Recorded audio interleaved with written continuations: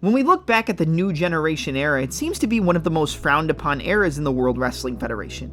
Most people will skip right to the year 1997, as towards the middle to the tail end in the rise of D-Generation X, the Attitude Era would start to plant its seeds to be fostering into something that fans all around the world would never forget, and fans nowadays fondly look back on as one of the best eras of professional wrestling in the history of the business. However, 1996 was a year where the Attitude Era's top stars made their debuts in the company, with the likes of Mankind, Stone Cold Steve Austin known as the Ringmaster during his debut, and Rocky Maivia debuting at their Survivor Series that year. I feel like 1996 is a year that doesn't get talked about nearly enough, and it's one of the most important years and most vital years that would plant the seeds to build the Attitude Era into what it would become. And not only that, but give us some of the top stars like we just mentioned. So this is going to be the WWF in 1996, and a prelude to Attitude.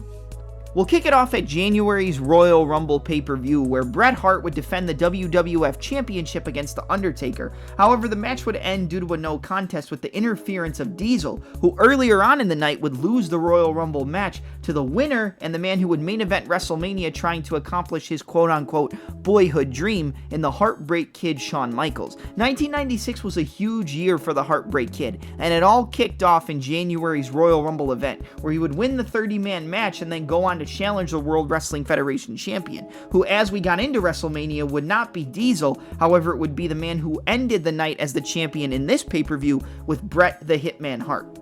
Undertaker would defeat Bret Hart at this pay-per-view, however he wouldn't walk out as the World Wrestling Federation champion. Instead, he would win the match due to a DQ with interference from Diesel, which would set up their WrestleMania match further on down the line.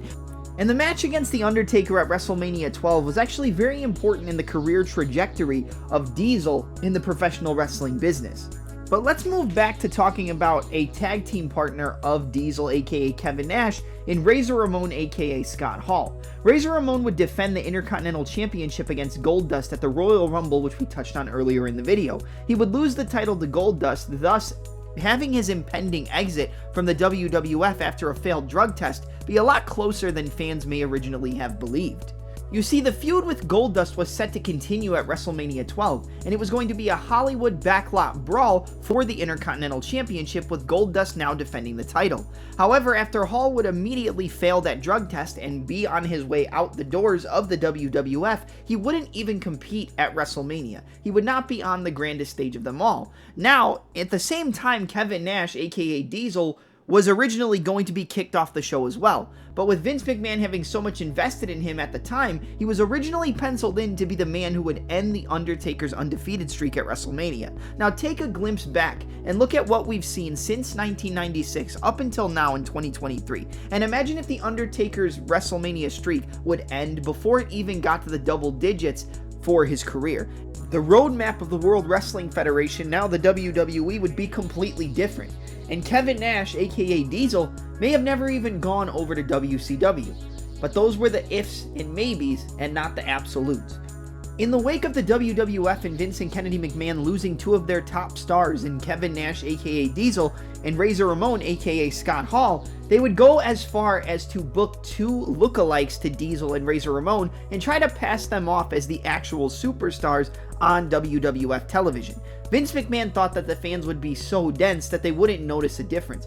However, that was far from the truth, and both men would be booed off WWF television because the fans were actually a lot smarter than Vince and Kennedy McMahon may have believed.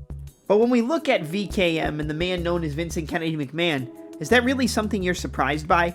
I don't think so. This would then move us into the May 19th, 1996 infamous curtain call incident during a house show at Madison Square Garden, where all four members of the now known Clique in Kevin Nash, aka Diesel, Scott Hall, aka Razor Ramon, the Heartbreak Kid Shawn Michaels, and Hunter Hearst Helmsley would all embrace following the main event steel cage match during the show. This was the first time that the curtain was pulled back. The proverbial curtain call pulled back the curtain and really was able to expose kayfabe for the first time in the history of the World Wrestling Federation. And it would change the way that the fans would look at the WWF and professional wrestling going forward. And it was a huge groundbreaking shift in the overall realization that the heels and faces aren't truly heels and faces when they go behind the curtain. And in continuing on with the trajectory of the storyline with the curtain call and the infamous click, the last pay-per-view match and the last WWF pay-per-view match for Diesel before moving over to Ted Turner's WCW was a World Wrestling Federation Championship match between the new champion in HBK, the Heartbreak Kid Shawn Michaels, and Diesel, where Shawn Michaels would go over and hand Diesel another defeat on his way out of the company before he transitioned over to the place where the big boys play. Hall and Nash made their WCW debuts on May 27, 1996. That is where they would form the team known as the Outsiders. However, this would lead slowly but surely into the forming of one of the biggest and most dominant factions in the history of professional wrestling, and the biggest faction to ever form in the history of World Championship Wrestling. The thing that would make WCW beat WWF in the ratings for the majority of 1996 through 1997 in the NWO, the New World Order, where Hulk Hogan would make a massive heel turn, aligning with the Outsiders in Hall and Nash to form the massive villainous faction that would dominate pro wrestling for years to come. During the illustrious title run of the Heartbreak Kid during this year, he would claim many victories over the top stars of the company, including the Intercontinental Champion in Goldust, Big Van Vader, the British Bulldog Davey Boy Smith, and a title retention in what is known as one of the best pay-per-view matches and one of the best matches of this year in a battle against Mankind at In Your House 10 Mind Games in September of this year. Michaels would eventually drop the WWF Championship at Survivor Series 1996 in Madison Square Garden, where he would lose the title to one of the infamous big men of the company, and one of the men that Vince McMahon was looking to strap a rocket to and push into the main event scene, with Psycho Sid, aka Sid Vicious, who would go over on Shawn Michaels clean to become the new WWF Champion. Sid would follow it up with a successful title defense in December's In Your House 12 It's Time after an interference from the Heartbreak Kid Shawn Michaels cost the Hitman a shot at the World Wrestling Federation Championship. This would continue to push forward the feud between the Heartbreak Kid Shawn Michaels and Bret the Hitman Hart going into the infamous Montreal Screwjob, which took place at Survivor Series in November of that year. However, Psycho Sid would drop the WWF Championship to Shawn Michaels at the Royal Rumble 1997 in his hometown of San Antonio, Texas at the Alamo Dome. And this was to push forward the feud between HBK and the Hitman. However, it was also a showcase of how little the WWF had faith in Psycho Sid as a top-level heel and as a top champion in the company.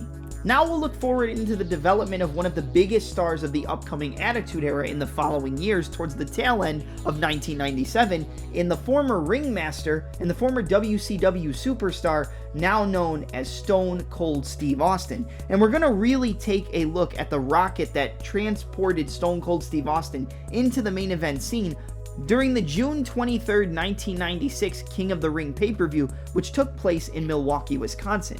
Stone Cold would defeat the likes of Marvelous Mark Merrow and then followed up by Jake the Snake Roberts and cut one of the most iconic promos in the history of the WWE, or the WWF I should say at the time, where he would be interviewed by Doc Hendricks after becoming the 1996 King of the Ring and say, talk about your Psalms, talk about your John 3:16, well Austin 3:16 says I just whipped your ass. Austin's career truly wouldn't take off until the following years in 1997 through 1998 in the birthing of the Attitude Era. However, at the tail end of this year, Stone Cold would kick off one of his most iconic feuds with Bret the Hitman Hart at the Survivor Series pay-per-view. This was a match that was highly anticipated. This was a match that was hotly contested, and it was one of the best pay-per-view matches and one of the best technical matches that have ever taken place throughout the World Wrestling Federation. But Bret Hart would get the victory over a rookie in Stone Cold Steve Austin after countering the so-called $1 Million Dream into a pinfall as he walked up the top rope and moved backwards, countering Stone Cold Steve Austin's submission attempt with his technical prowess and momentum after the springboard. He would get the 1-2-3 and get the one up on the rookie, but this would move into an iconic feud which would culminate in a submission match at WrestleMania 13 the following year. We'll continue on this path of talking about Survivor Series from this year because it also would house the debut of one of the most iconic superstars that would ever step into the squared circle. That being Rocky Maivia, who would make his WWF debut in a traditional Survivor Series match at Madison Square Garden. However, the babyface, fan-loving Rocky Maivia wouldn't really be what would bring The Rock his success in the World Wrestling Federation. It would be later on in 1997 when he would join alongside Farouk and the other members of a new faction in the Nation of Domination. And while forming this new faction, Rocky Maivia would find new life, with a more egotistical promo-based skill set, which would claim his first ever WWF Intercontinental Championship in 1997 and lead him into his World Wrestling Federation Championship win, becoming the heel corporate champion at the Deadly Games tournament in Survivor Series of 1998, 2 years after he debuted at the same event in Madison Square Garden. We've now touched on 2 out of the 3 debuts and the bookmarked debuts for this year, and the final debut is one that took place after WrestleMania 12, the night after WrestleMania 12 to be exact, with the deranged Mrs. Foley's baby boy in Mankind. Now, Mankind would debut, as we touched on earlier, in defeating Sparkplug Bob Holly, but it would lead into his first WWF feud being against one of the biggest stars of the company and a former WWF champion in the Phenom, the Dead Man, The Undertaker. The Undertaker and Mankind had one of the most historic feuds to ever kick off prior to the Attitude Era. Even though it took place right before the beginning of the Iconic Era, it is a feud that both men remember fondly, and a feud that I feel like most people forget about when thinking about their 1998 infamous Hell in a Cell match at King of the Ring. But going into 1996, Mankind would kick off his first mainstream feud against The Undertaker, who was aligned at the time with Paul Bearer. They would compete in the first ever Boiler Room Brawl match at SummerSlam 1996, and they would even compete in the first ever Buried Alive match at In Your House 11, Buried Alive, which took place in October of 1996. Mankind would continually get the upper hand against The Undertaker throughout the entirety of the feud until Survivor Series of this year. Victories in his first ever match between the two at King of the Ring 1996, a victory in a Boiler Room Brawl in the first ever Boiler Room Brawl at SummerSlam from this year, where The Undertaker was turned on by longtime friend and manager in Paul Bearer, and then finally the victory at In Your House 11, where The Undertaker was about 1 minute away from burying Mankind alive until the Executioner and other men would throw The Undertaker into the grave and allow Mankind to claim the victory in burying the dead man. However, the feud would eventually culminate, for 1996 at least, at Survivor Series 1996, where The Undertaker would fly down from the rafters and debut his Lord of Darkness gimmick, which would carry us into 1997 through 1998 and get the upper hand, finally claiming a victory on the deranged Mankind. This was an amazing feud. This was my favorite part of 1996, and I did an entire video breaking down every single aspect of this feud, which I will attach a link to in the description of this video. If you liked this video, you should definitely check out the more in-depth review of the 1996 through 1997 feud between The Undertaker and Mankind. And that'll just about do it for this video discussing the year 1996 in the World Wrestling Federation. We hear a lot of people talk about the pillars of All Elite Wrestling, with Sammy Guevara, MJF or Maxwell Jacob Friedman, Darby Allin, and Jungle Boy. Well, the pillars of the Attitude Era were mainly birthed during the year 1996, from the deranged Boiler Room Dweller in Mankind, the Rocky Maivia, aka the future Brahma Bull and People's Champion, and the loudmouth Texan Rattlesnake, and Stone Cold Steve Austin.